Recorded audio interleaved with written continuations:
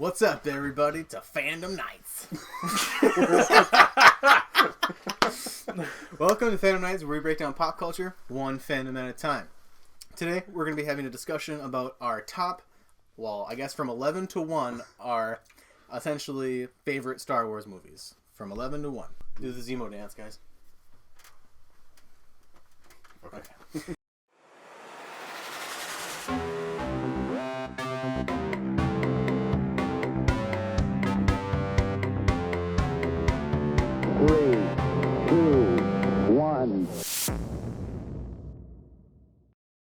We're back.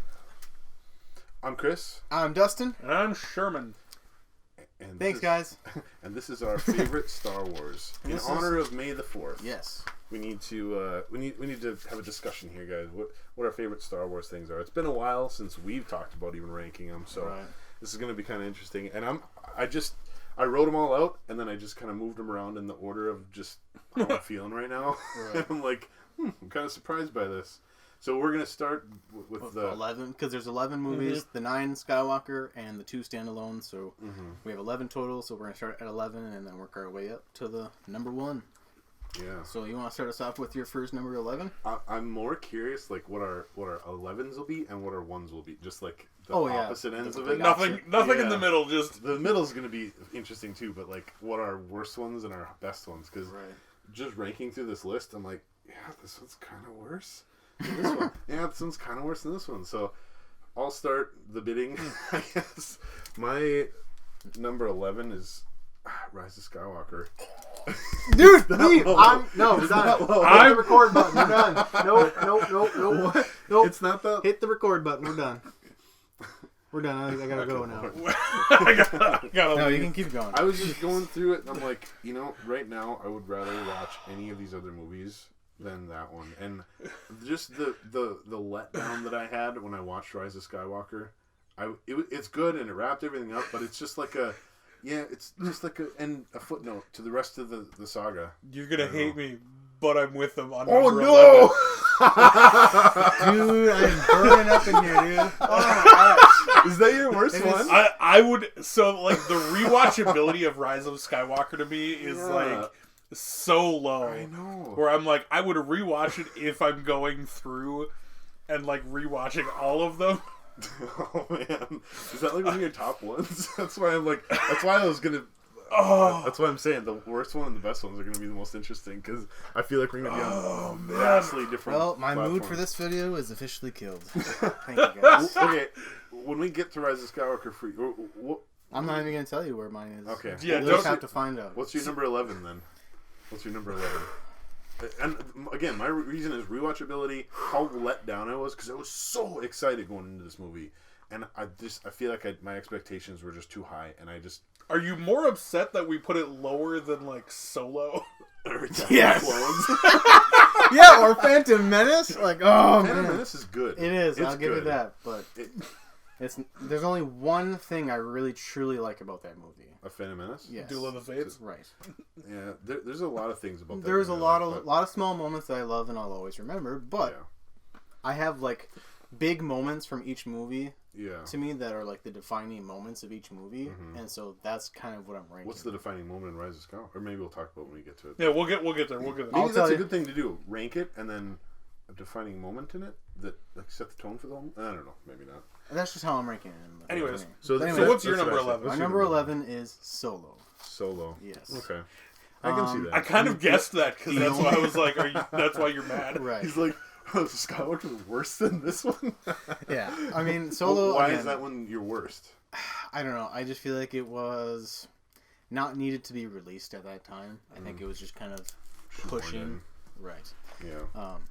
I do like the movie. I do like how visually it's told by Ron Howard, and it's kind of like a Rian Johnson. Like it's a good movie, like cinematically, but there's not really a whole lot of substance, and all the information of how Han Solo got the Falcon, got his name, met Chewie, and everything was just answered too quickly in the movie, and I feel like it would have done way better as maybe a series. Okay.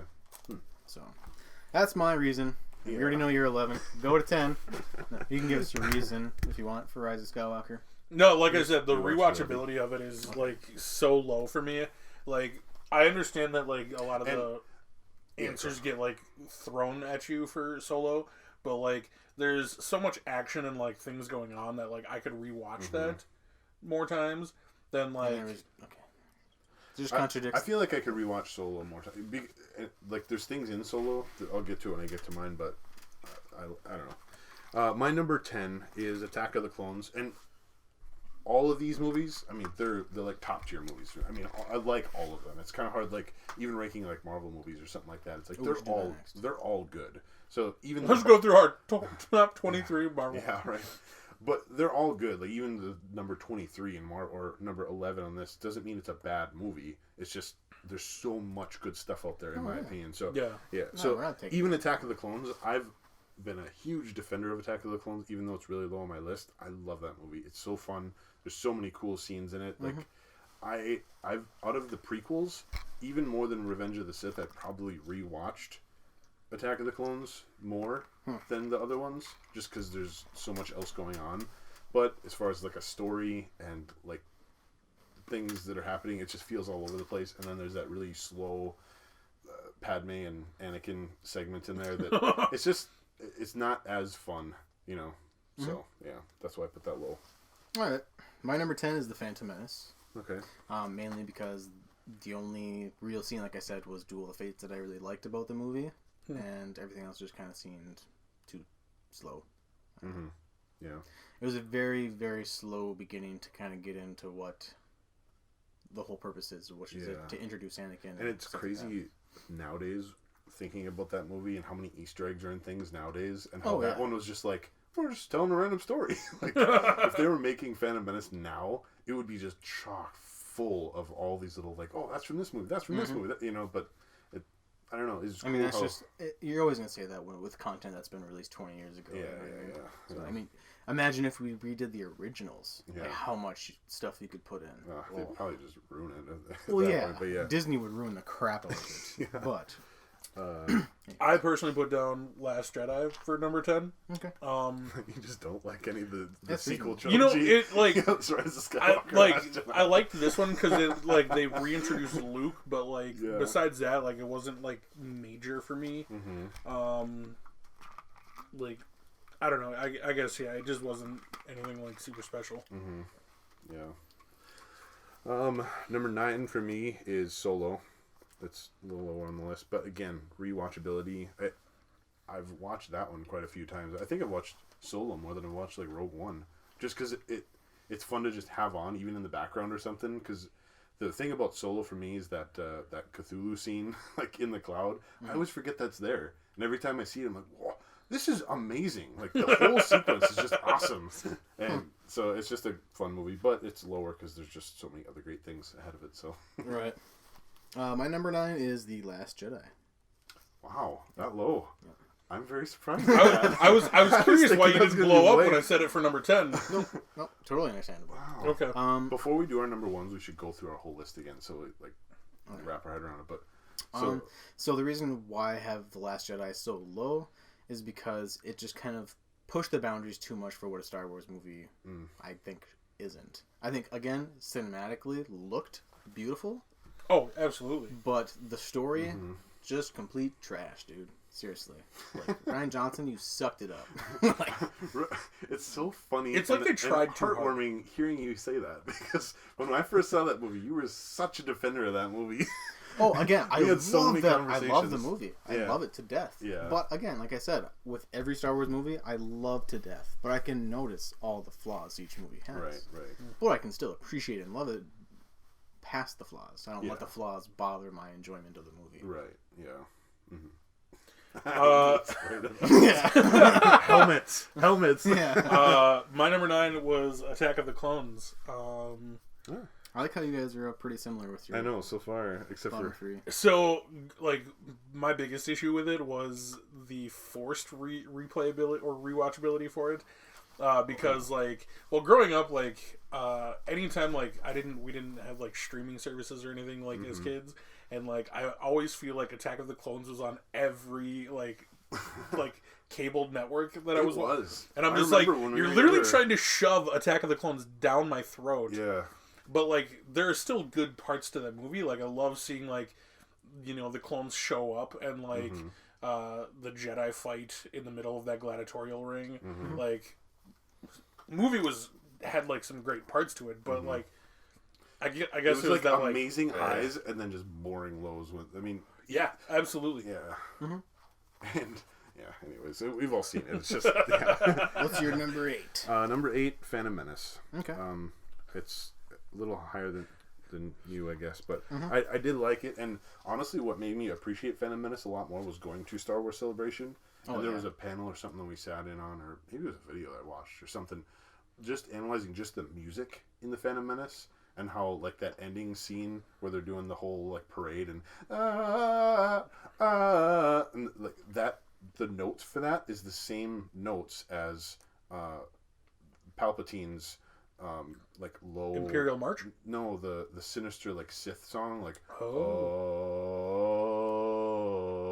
like, it's the same notes, but just in a fast music and a like, set. Yeah. Just little things like that all throughout that movie just made me really appreciate that movie a lot more for like what it is, Jar Jar is what it is.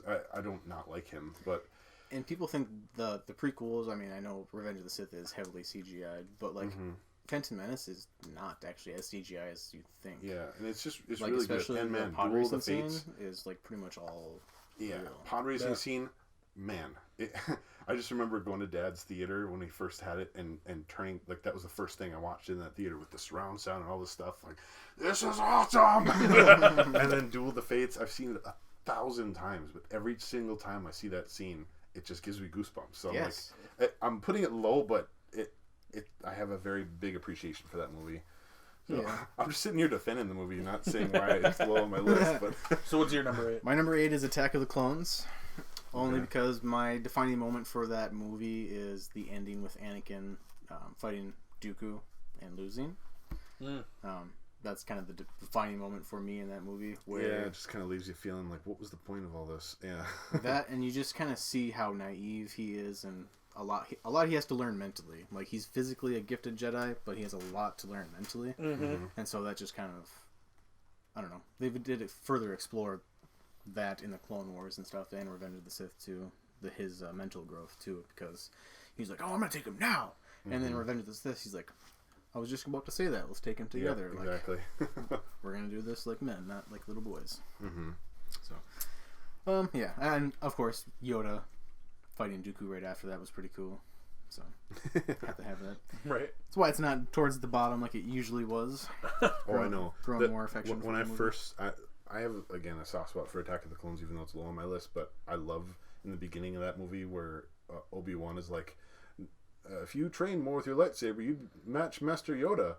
And then near the end, I'm like, they're totally going to have Yoda fight. I was so excited. I'm like, they set it up in the beginning, and now we're getting to see it. Actually, we saw it together, I think. Maybe. And the cooler thing about that a whole lot of people don't know, is that Dooku was the student, or Yoda's Padawan.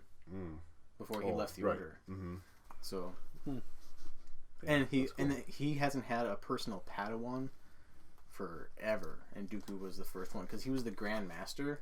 Because in the Dooku Jedi Lost book, it kind of goes during Dooku's like earlier days in the Jedi with the Jedi, and he was always so nervous about which Jedi Master was going to pick him, and then it turns out the Grand Master of the Order chose him. Wow, and so it was just. So it's a great honor for the Grand Master to choose you as his personal Padawan. Because as the Grand Master, you teach all Jedi. But to actually have a personal student to pass on all that knowledge, like, that's pretty crazy. And how gifted Dooku was with his fighting, unparalleled to a bunch of people. Sherman, number 8. Don't hate me, guys. Just say it. I put Rogue One. Kind of low on the list here. Why? Rogue One's the middle for me too. To be totally honest, partly because when I saw it the first time in theaters, I literally fell asleep.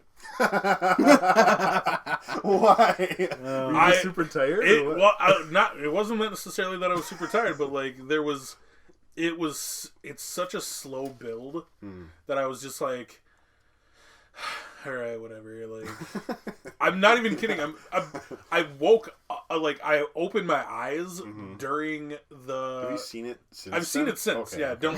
don't get me wrong.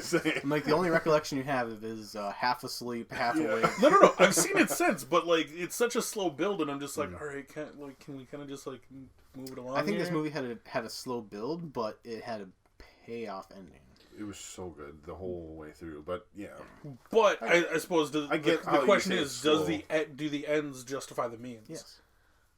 I get how you say it's the slow, sacrifice, but there was a lot happening throughout the whole thing, and yeah, I don't know. Would you have rather they have not sacrificed their lives? No. I get that, but I'm just like, I mean, I think doing a series would have been better.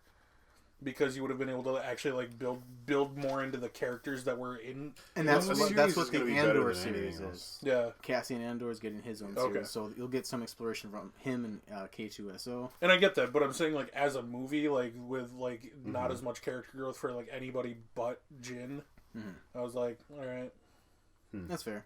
Okay, but I know that like the Guardians of the Wills guys, the Sharut and the other guy, like they're getting their own book coming out this year. Oh, nice. Guardians of the Wills, so it'll give more information on their backstory too. Okay. Okay. Number 7. Number 7. My number 7 is The Last Jedi. Just pretty close to the middle here. When I first saw it, I had so many problems with it, and I just hated it. I'm like, this doesn't work. That whole what's the casino planet? I don't even remember. I don't remember. But that whole sequence, and then the fact that it's just a movie about. I don't like that there's a time frame on it. That it's like we have a set amount of hours that we have to like go off and go to Canto Bight and then come back and all this different stuff, and they're just chasing each other, and it's like you could fit a ton. There's just so many little plot holes, but it is a beautiful movie. And plot holes aside, I liked where Rian Johnson was going with it, and after I initially got over my first like hatred of the movie, thinking about it and talking to you and other people about it, I'm like, I liked where he was going, where anyone can be a Jedi, and Rey's not a special person; she's just a random whatever. And I just liked how it was kind of pulling back from this one single family, and like it was in a way like metaphorically expanding the universe. And I liked that. I liked the way he was going. I wish they just took that and ran with it. That's why The Last Rise of Skywalker is so low on my list, is because Rian Johnson just did a complete over here, and we're going this way, guys. And then Rise of Skywalker is just like, actually, that was a crazy person. Yeah, we're but going back over JJ, here. I think Rian Johnson ruined it though. No, I do now because he did. I now think looking back, I think if JJ would have stayed for all three, he had this whole plan for the beginning, and he had a plan for the end too. I just liked, but then they threw Rian Johnson in there, and he went. So then JJ had to kind of go back diagonally back to what his original plan was. Higher up on my list because I've spent so much mental effort thinking about this movie before Rise of Skywalker came out, and justifying it in my head. And I'm like, what they're doing here is great if they go with it, but then they just didn't. And so I like it, but it got ruined. So it's kind of in the middle for me. It's like awesome and horrible at the same time. Alrighty. My number 7 is Rogue One. Okay. So, is there a reason it's in the middle? Just a meh movie for you? It's just a meh movie for me. I mean, I do like how the whole movie is essentially a backstory for the MacGuffin of A New Hope. Yeah. That's pretty much all it is. Which is cool. There's really not a whole... There hasn't really been a whole movie in pop culture that's dedicated to a MacGuffin. Yeah. That's true. Literally. Yeah. Yeah. Yeah. I put Solo for my number 7. Okay. I liked that there was... You didn't have to worry about, like, who's going to be in the movie necessarily, because it was already established characters, a little bit more action, like, which adds to the rewatchability for me. I don't really know what else to say about it. It was kind of right in the middle, like nothing fancy, nothing like crazy, but yeah, I didn't mind all the like. Everyone's like, oh, you had to put in where he got his name and where all this stuff. Like, I honestly didn't mind that stuff. I kind of liked it. I don't know. What do you have for number 6? Number 6, I got Revenge of the Sith. So Dustin's like, your list is so weird. Revenge of the Sith is number 6. That's literally right in the middle, isn't it? Yeah, literally right in the middle. It's, again, the end fight scene and like the relationship between Obi-Wan and Anakin, all that stuff is so great, and it's like one of those movies that, like, it's kind of like that speech we were talking about in Falcon and Winter Soldier, where it's like 99% was there. It just didn't have a thing that like made it click for me. I think it was just, I don't know. There's just something about it that what didn't make it click? The drastic change of Anakin. Like, I know he just, I know he, and I'm looking at this from movie perspective, not through all the books and all the other stuff. But in the movies, he was like little kid, then he was a teenager, then. In this movie, he was like kind of fine, just married to Padme and gonna have a kid and all that stuff. But then he has one bad dream, and just everything flips. And I'm like, man, if my wife's pregnant right now, there would be nothing that would cause me to just go kill kids. Like, I don't know, just it's like this crazy flip that just went a complete 180 evil. And like that's the. I wish they built it up a little more. I know they do in the expanded universe and all that stuff, but so my argument for that is not necessarily going into the evil portion, but like if Tony hadn't had that like vision from Wanda of like a nightmare essentially, Ultron would never have happened. Like Infinity War would have never happened. Yeah, but on this, I agree with Tony that Ultron needed to happen. There's aliens out there. There's all this stuff. We need to protect the world. So. I don't know. Again, that's more fleshed out because it's 23 movies instead of 3. Yeah, but I'm saying, like, I mean, there's so much complexities to reasons why Anakin did what he did, but yeah, then there is, and I get it, and I understand where the movie's coming from and all that stuff, but it's just in the middle. I don't know how else to describe it. It's not the greatest Star Wars movie. It's not the worst. I don't know. Dustin, what's your middle movie? Well, that was a way inaccurate review of Star Wars Revenge of the Sith, just to let you guys know. My number, what are we doing, 6? 6 is Rise of Skywalker. Rise of Skywalker, right in the middle. Right in the middle. Right in the middle. Not terrible, not... Yeah, honestly... Not terrific. Yeah, I can see that. I mean, I put it low on me just because of my disappointment, but it's, yeah. The only disappointment of it is the execution. If you put everything on paper, like I've said multiple times, it's an amazing movie. Like, if you were to read the script, it would be awesome. Yeah. But again, how they executed on screen is not good. It was too fast-paced.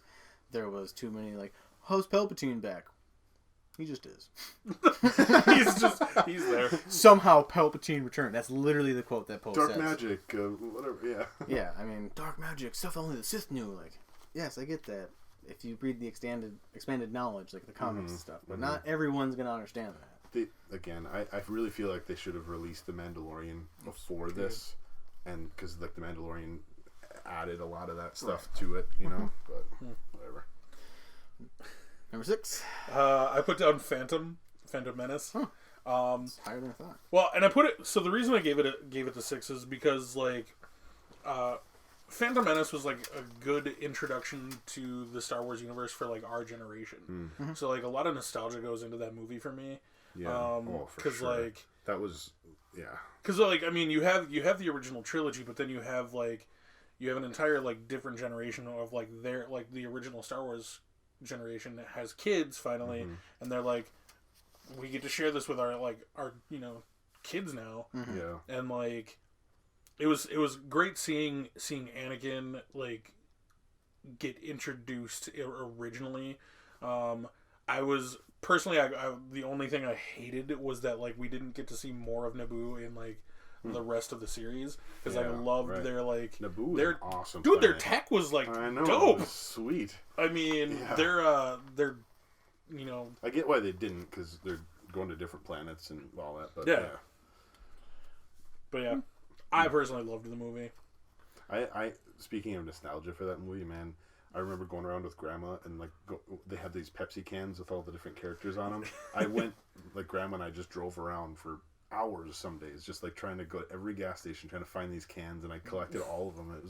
It was like one of the for a best... collection you no longer have. Yeah, well, because my mom threw them away one time and I was not home. She just thought they were a bunch of random cans because I was a kid, so I drank them and I just kept the can. They were just in a box, and she's like, "What are these here?" Chucked them. Anyways, it was fun. What's your number 5? Number five, I got Rogue One. It's up there for me. I love that movie. Every time I rewatch Rogue One, I'm just impressed with the cinematography, the music, the I don't know. I haven't seen it in a little while, but I know the thing that always sticks out to me, or that stuck out to me even the first time that I watched it, was little things. And the only example I can remember is there's a place where Jyn Erso was like talking about we're not going to get some hope from the sky, or no, what is she talking about? She's, again, it's been a while since I've watched it, but she's saying how, like, during a rebellion or something, we shouldn't look up, and then like the next scene is like an upshot of the Death Star up in the sky. It's like the movie is just full of these like 1-2 punches of like set up, payoff, set up, payoff, set up, payoff, and it just works for me. I don't know. I understand where you're saying it's slower, but it's just a beautifully shot movie, and it's just, I don't know. It's a great film, in my opinion. I guess when you have instant gratification, like the payoff doesn't seem as again, it's a great film, but is it a great Star Wars film? Which it is, but again, like, I don't know. Yeah, I just put it up there because I like it as a film and whatever. So, 5 for you, Dustin. Number 5 is A New Hope. Man, we haven't like lined up. Oh, other than number 11. Our bottoms. None of us have lined up on anything. So yeah, A New Hope. Number 5 for me. Wow, that's pretty low. I know. For the original, it's OG is pretty far down. Nah. I have the entire OG in the top 5. So except for A New Hope, which you just So you said top 5. Oh, top 5. Yeah. I actually, I'm with you. I have all the on 5. No, I have all the OGs in my top. So yeah, I like A New Hope just because obviously it's the spark of this entire galaxy, and it was just nice to see. The defining moment for me was obviously the Obi-Wan versus Darth Vader scene, and Luke witnessing that at the very end. And I think if you watch the reimagined Obi-Wan versus Darth Vader video, it just makes it so much cooler.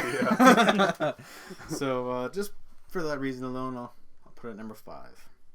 I have Force Awakens as my number 5. Because once again, I loved seeing that like we got a reintroduction to the Star Wars universe, but like in a way better way than like Phantom did. Like the storyline was just phenomenal compared to Phantom,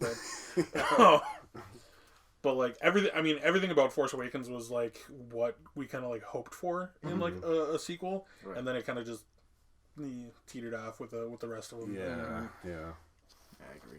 Which is weird considering it was almost just a copy of A New Hope. See, you guys basically have the same movie at the same spot. All right, number 4. My number 4 is A New Hope, which again, all for the same reasons that you had it. It's probably should be number 1, and I could totally understand and respect why someone would have A New Hope as number 1, because it's just the original one, and it just has a perfect story structure. Like, everything about the movie is perfect. It's just, there's reasons that I put it lower just because there's other nostalgic reasons for other movies. As a film, though, it's probably number 1, but it's just number 4 for me because I have other reasons for the other ones. Yeah, I get you. Number 4 for me is Empire Strikes Back. Number 4. Wow. Oh, that's interesting. All right. That's super interesting. I'm so curious what your number 1 is. So number 4 is Empire Strikes Back. Wow. Because just the added depth they went into with Luke and Darth Vader. Obviously given the I am your father line, and then just getting, I think Cloud City was just beautiful. And I think I just liked everything about the Cloud City scenes, I guess. From Lando to the end at Darth Vader when he cuts off Luke's hand. So, and I think that's when the established connection between Luke and Leia was, which was cool to me too. Leia finally heard Luke's voice through the Force for the first time. And like truly, like that was her first moment of like, I'm Force sensitive, but I don't know what this is. Like I can hear Luke in my mind. I don't know how, but like it just feels right or whatever. And she knew exactly where to go, which I thought was cool. So, my number 4 was Revenge of the Sith. it's not number 6. I heard Revenge of the Jedi, and I'm like, wait, what? Oh no, wait. Yeah, no, it was the original. Yeah, right. Yeah, I was gonna say the original. No, the Jedis don't do revenge. No, I put down Revenge for number 4 because like I liked the long payoff that like the prequels set up for like also bringing it like essentially bringing it into A New Hope because like seeing like why Darth Vader is the way he is for like the original trilogy was just perfect. Cool. So we got 3 left. Should we go should we read through our list or should we? No, just keep going. Just keep going. Let's keep going. Okay. We're at 30 minutes. Yeah. Number 3 for me is The Force Awakens. It's really high up there because like my top like 2 Star Wars experiences in my life were Star Wars Celebration. Just that was like way up there, and again, that's probably why I have Rise of Skywalker so low because the trailer just blew me away, and we were all together in this big room, and you just did that song or whatever in front of everybody. Just I don't know, that whole thing, and then the trailer happens, and all this excitement. But then basically my top Star Wars experience ever was all this stuff happened. I remember hearing Disney bought Star Wars and just the anticipation of all this stuff. And I remember sitting in the theater when The Force Awakens was just coming on, and that a long time ago in a galaxy far, far away, like the opening credits. I don't think I've ever been as excited for Star Wars as in that moment because like, and it paid off. Like after the movie's done, you're just like, it was great. I mean, it was a rehash of A New Hope, but it was great. And so it was just like this high that just kept going, and then it just got crashed later on in the movies. How's it feel like knowing that like we might not get that again? Yeah, like that kind of feeling of like our like childhood being like brought into a new like era. I'm sure we will. I hope we do in time. Yeah, it's not going to be the next couple of years. It'll be 10 years from now. Well, Avengers Endgame. Speaking of that, like that just peaked everything. But like that was like a 10-year payoff. I know, but it's gonna be a long time before we get a big thing like that again. Like almost 40 years worth of like growth. So my number 3 is The Force Awakens. Wow, cool. Force Awakens buddies. For a lot of the same reasons is because after 2005 when Revenge of the Sith came out, there was 10 years before that movie came out, and it was just a period in my life where I just thought Star Wars was never going to happen again because George Lucas even said like, I'm not making any more movies, and so my hope just clung to these 6 movies, and then as soon as they announced that The Force Awakens is coming out, I mean, I've said it to many people, that just sparked my obsession with Star Wars, was finding out that The Force Awakens was coming out, because I started buying all the books, all the new canon books, ever since that day. Yeah. And so I've just been indulged in the Star Wars universe ever since.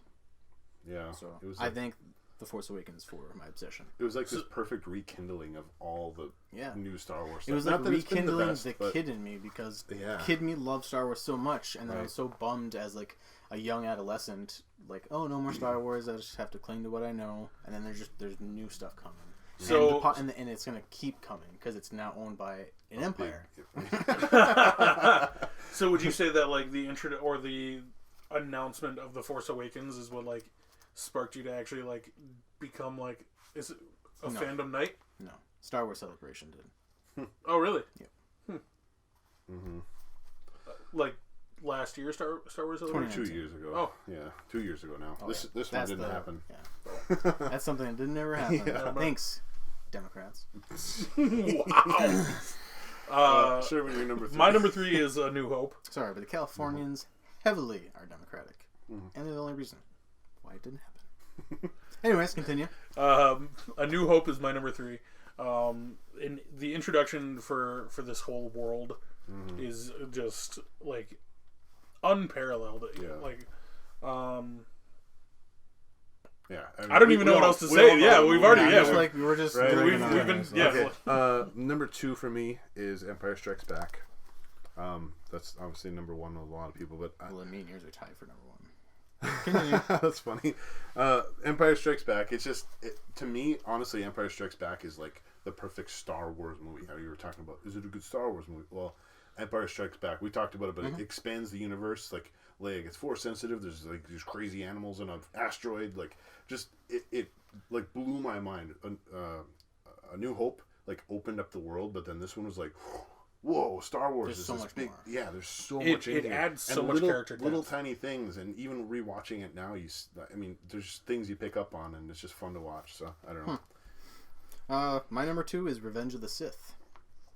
Okay. And I was thinking that was going to be your number 1, especially with your reaction. Revenge of the Sith is number 2 because I just love the whole Anakin versus Obi-Wan dynamic at the end. I think it just is just a very emotional scene, and I can quote it word for word. And I think I love it. I want to watch it. I did a project back in my public speaking class a few years ago on the foreshadowing of the prequel series, and in Revenge of the Sith, there's just so much that's just visually tells you what's happening next without it actually telling you what's happening next. Sure. And so cool. I love that aspect of it too, but I just liked Anakin's fall, as weird as that sounds. Yeah. Because it just shows you, because again, for a reason why I like my number 1 movie, it gives it that movie more significance to me. So. Yeah. Sure. My number 2 is also Empire. Okay. Oh, Nice. okay. Once again, I love the character depth and like the expansion of it, but like we've already talked about it. Is all three of us have the same? Same for number 1. Are we all Return of the Jedi? Return of the Jedi? Return of the Jedi. Yeah. Yeah. Whoa, that's awesome. Awesome. Okay. That's awesome. Okay, so give me your reason for why you like Return of the Jedi as your number 1. I don't know. The original trilogy, I watched over, and you know how kids watch movies over and over and over again? I watched the original trilogy on VHS over and over and over again. I would rewind it, fast forward to the opening thing, because I couldn't really read at the time, but, and then I would, after I got home from school, I would pop in the first one, second one, the third one, and I just have such a soft spot in my heart for Return of the Jedi, because it was always like the last one, and it was usually after I was done. I always just had it playing in the background, and it was like after I'm done playing for the night, and it was like the one I've probably seen the most out of all of the movies. The one they actually took the time to had time to. Yeah, because I'm like I would put them all in, and I'd just be playing with my toys or running around and all over the house, and then the movie would end, and I put in the next one, and then by the time it got to that one, I was always like sitting there watching it, and I love the speeder bikes and just the whole Endor thing, and I mean, as a kid, just the Ewoks.